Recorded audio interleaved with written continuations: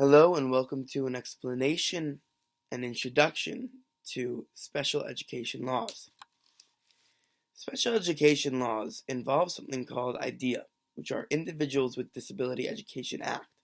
It's an act that governs special education and programs and practices, and the most recent version of IDEA from 1997 emphasizes students' involvement in general curriculum, involvement in the regular education teacher, special factors to be considered, a statement or transition services needed at age 14, and reports on student progress. Parent involvement is also crucial to placement decisions. So in terms of this education law from IDEA, there are 6 principles. Free and appropriate public education, appropriate evaluation, individualized education program, least restrictive environment, parent and student participation in decision-making, and procedural due process. So, free appropriate public education, or FAPE, F-A-P-E-E, F-A-P-E for an acronym, is one of the 6 principles of the law that states students are entitled to free appropriate public education regardless of their special needs, meaning that they need to get the same level appropriate to how they learn as every student else.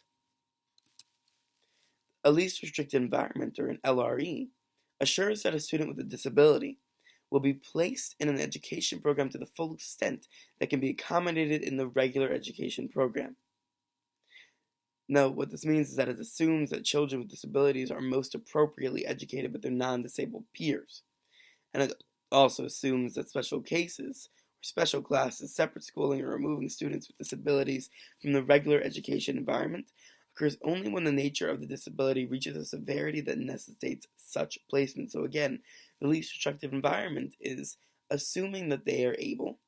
You place them with students with non-disabled students and in regular classes to allow them to not feel restricted.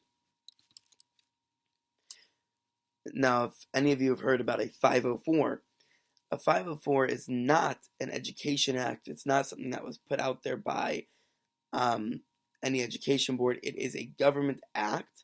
It's a civil rights act. It's Section 504. It's a federal law that prohibits discrimination against otherwise qualified individuals with disabilities. It's not an education law. So any individual who has a physical or mental impairment which substantially limits major activity or is regarded as disabled by others may have a 504 plan. So this defines someone who is handicapped or disabled by having any impairment that substantially limits a major life activity or is regarded as disabled by others. They are eligible for due process, the same as IEP students, and these students are not considered part of the special education department. Class occurs in the regular classrooms all day, and the 504 plans are overseen by school or district coordinator who monitors behavior and performance. Now, what we just mentioned was an IEP, an individual education plan. An IEP is a plan for accommodating a student's disability. Written document for each child with a disability is necessary. It is developed, reviewed, and revised periodically. So an IEP, an individual education plan, is constantly being looked at. It's constantly being revised to accommodate the student, and contains an explanation of the extent, if any, to which the student will not participate in non-disabled students in regular classes and in extracurricular and non-academic activities. With that, to determine the IEP periodically, they needed MDM, which is a meeting to determine manifestation.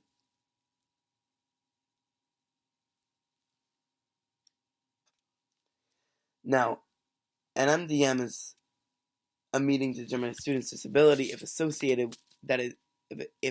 disability is associated with his misbehavior. Sorry for the pause. So what this means is that an MDM is not used strictly to see the disability of the student, but more so to look into investigate behavioral problems and to see if it can be blamed on the student's rational thinking or on his behavior himself. So 504 students with an IEP cannot be expelled or suspended for more than 10 days without an MDM because possibly it could be to blame for their disability and not for any form of just acting out. And that could violate the 504, which is a civil rights law. With that, you have another plan called a behavioral intervention plan called a BIP. It's my favorite acronym. A BIP is required of all students, education, and 504 students who have misbehaviors that may cause a student to be suspended or expelled. So this is a behavior intervention plan. It is designed to intervene for students that have these misbehaviors that are caused by their impairments. A functional behavior assessment, or an FBA, must be filled out before a BIP is written. Teachers or other school personnel observe the student and determine reasons for the child's behavior. It's assessing the situation, everything leading to the MDM. So away from all of the laws and all of the acts and federal restrictions on special education, we have these special education categories. What can be defined as special education? A preschool child with a disability is called a PCD. A child aged 3, 4, or 5 whose developmental progress is delayed to the extent that a program by special education is required to ensure his adequate preparation for school-age experiences. So I repeat, a child is considered a preschool child from ages 3, 4 to 5 whose developmental progress is delayed to the extent that a program of special education is required to ensure his adequate preparation for school-age experiences. So you'll see that a lot with children being held back in preschool, having them getting ready for regular classes with non-disabled peers. And this involves different schooling options for them to completely acclimate to an environment that is considered regular. Someone who is mentally disabled, or MD, is defined as significantly sub-average IQ, which deficits in adaptive behavior that adversely affect to a student's educational performance. So what this means is that based on a test of IQ, if their IQ averages somewhere between 40 and 70 being the highest range, they are at a mild mental disability. A moderate is between 48 to 25, and a severe is from 25 to 0. Now, something you have to take into account is that the IQ tests are going out of date. What this means is that they are highly objective, and there is a large part of subjectivity that has to do with the person themselves. It has to do with people who are disabled. So, looking into this, yes, the IQ test and the IQ levels with mentally disabled people, it is important to look at, but it is also a field that is constantly changing. Some characteristics that mentally disabled or MD students may include are delayed development in cognitive, language, or motor skills, movement, needs for simply stated objectives and repeated practice, something that's if you are told to make your bed, clean the room, and make some dinner, possibly if you had some level of impairment considered in the mental disability category, you might have trouble understanding all three of those goals at one time. So giving simply stated objectives and repeated practice, telling them how to make the bed over and over and over again until they understand it, that could be how they would learn. They may have a difficulty in generalized skills, and poor social skills such as impulsivity, low frustration, tolerance, aggression, and low self-esteem are all characteristics of mentally disabled children. Now, a learning disability, which can be different than someone who is mentally disabled, or it is called LD for short. There are things that are specific learning disabilities. It's a disorder of one or more of the basic psychological processes involved in understanding or in using language, spoken or written, that may manifest itself in an imperfect ability to listen, think, speak, read, write, spell, recall information, do abstract thinking, or perform mathematical calculations. So this disability can range from anywhere being very mild, people who have trouble focusing in class, dysgraphia, not being able to understand how the English grammar works, to being more severe, not understanding at all when it comes to being spoken to, being understanding, needing to see, very much needing to see, completely visual learner, all the way to having an extreme form of dyslexia, as we'll see. Some characteristics some characteristics also have writing disorders, which may include excessive misspellings, grammatical errors, and poor organization of thought. Handwriting disorders, which is dysgraphia, may include oddly crowded or spaced lettering, letters of varying sizes, and reverse letters. Reading disorders like dyslexia may include slow pace, frequent omissions, loss of places on page, and skipping lines. Language-based disorders may include poor listening and comprehension, poor memory of sequential information, difficulty separating words into phonetic segments. Thinking disorders may include impaired ability to make decisions and choices, difficulty with abstract reasoning, lack of focus and motivation, and poor test performance. So all of these characteristics are very common in school, and depending on the severity, that may call for them to be in special classes, possibly with a resource teacher or part of the day. Moving from learning disabilities, we have emotional disabilities, or EDs.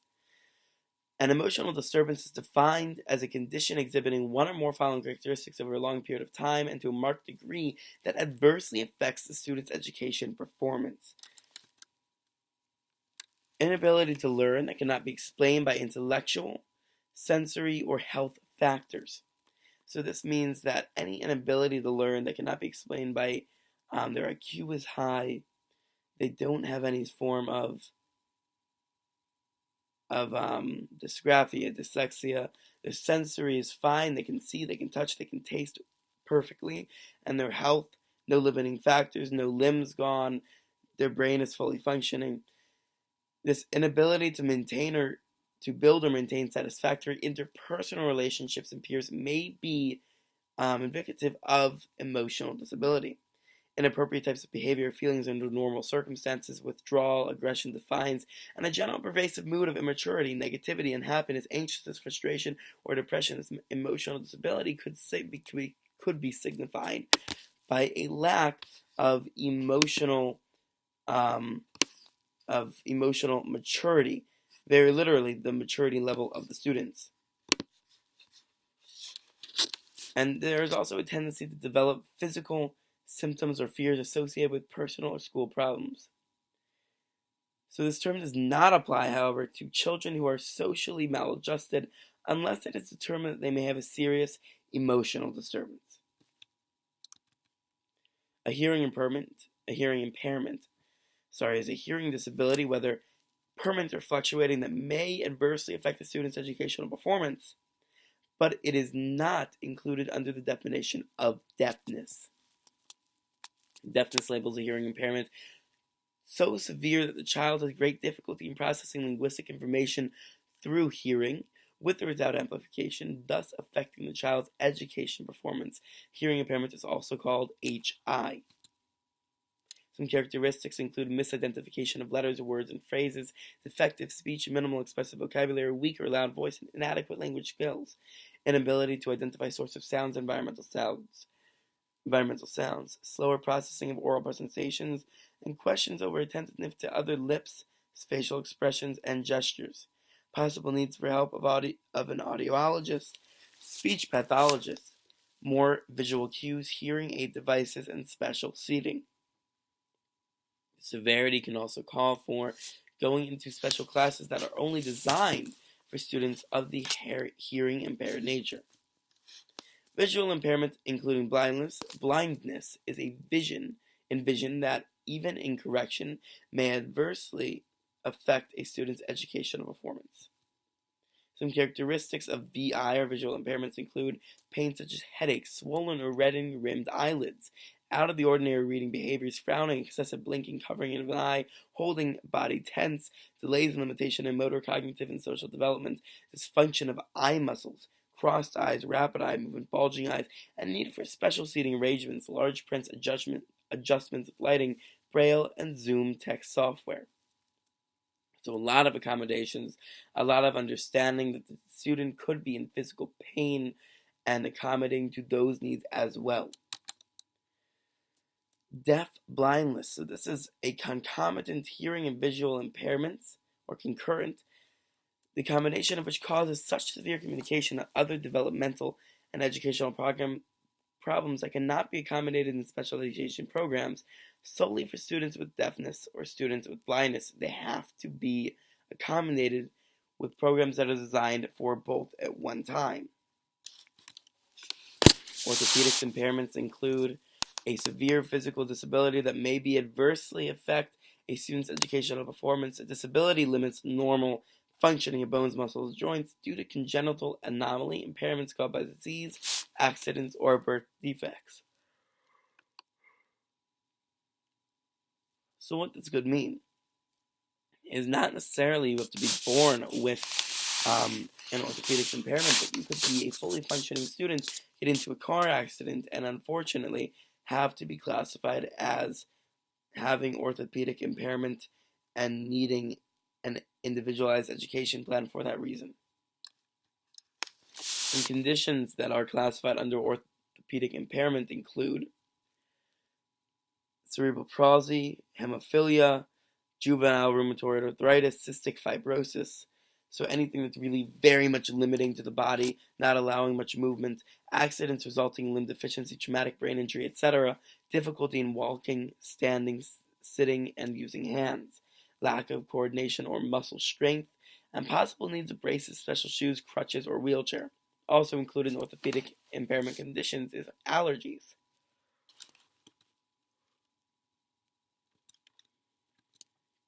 Lastly, in this section is other health impairment, which is OHI. Limited strength, vitality, or alertness, including a heightened alertness to environmental stimuli. OHI may result in a limited alertness with respect to educational environment due to chronic or acute health problems that adversely affect educational performance. These students may suffer from asthma, diabetes, seizures, leukemia, AIDS, or similar health issues. So any sort of health issue not classified in the previous sections could be considered other health impairment or OHI, and therefore they are in need of an IEP and of having possibly a 504. So moving from there, unfortunately it happens, but a traumatic brain injury. It's an acquired injury to the brain caused by external physical force, resulting in total or partial functionality or psychosocial impairment, which is interpersonal relations, which may adversely affect a student's educational performance. Not included are brain dysfunctions that are degenerative or brain injuries by birth trauma. This condition may be due to something like a car wreck, fall, or blow to the head. So keep a watch out for students because unfortunately this does happen for very active students, football players, and in certain demographics in terms of geography of where these are more common. Keep an eye out for students who may come into class one day being completely full functioning to having been affected adversely by a traumatic brain injury. Next we go into autism.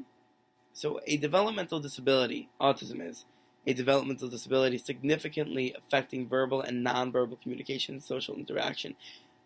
It's generally evident before age 3 and affects a child's educational performance. Some characteristics of being autistic includes marked impairment in reciprocal social interaction, resistance to change, need for visual representations instead of verbal directions, need for consistent and specific behavior intervention plans, and one characteristic that is marked on the whole of the autism spectrum is giftedness.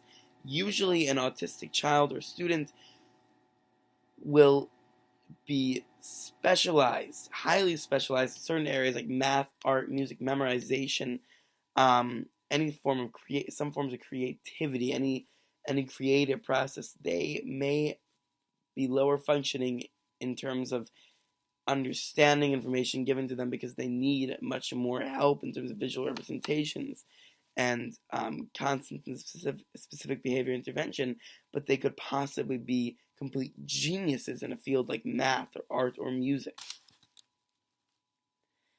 A speech impairment is An impairment that is a communication disorder such as stuttering, impaired articulation, language impairment, or a voice impairment that may adversely affect a student's educational performance.